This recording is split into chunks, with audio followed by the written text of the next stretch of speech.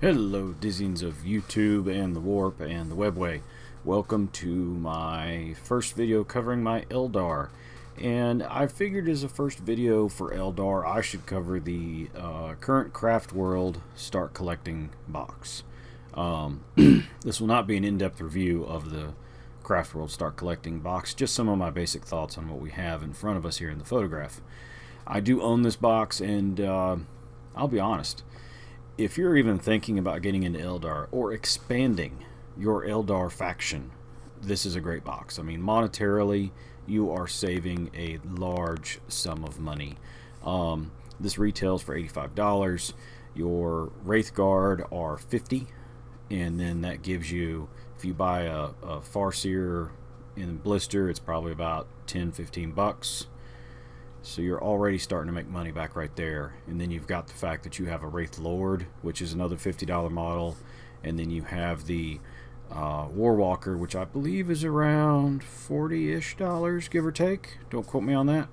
So, in all, I highly recommend this box. If for no other reason than monetarily it makes sense. You buy two of these, you've got a fairly decent faction starting set. I mean, granted, you don't have two troop choices, you don't have, you know, some of the other stuff, but in 8th edition that really doesn't matter because of the way they do the force organization charts and how you can take things.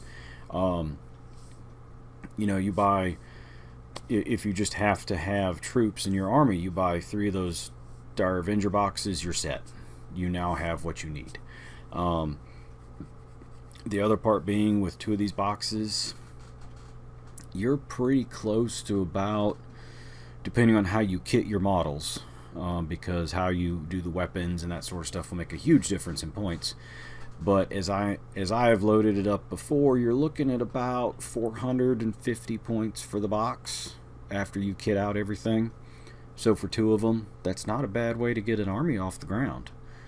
The main thing I've been debating of late is whether or not I should make my Wraith Guard into Wraith Blades, because I already have a unit of Wraith Guard, and then use them to, you know, move up the field rapidly and make the Farseer into a Warlock, or get a Warlock that can take the, or a Spirit Seer that can do the psychic powers for battle, and put, it's called Quicken, I believe, or Warp Time on the Wraith Guard or Wraith Blades, and they're getting up the field in a hurry.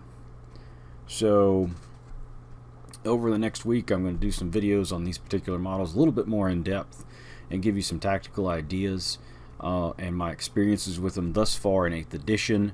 I'm going to try to get my regular schedule back up and running as best as I can. Please remember to like, comment, and subscribe. And last bit, again, if you're thinking about getting into Eldar 40K or anything of that nature, these Start Collecting boxes are actually a very good deal, and I think you should do it just for the money that you will save on these type boxes. As always, have a good one, and we'll see you in the next video.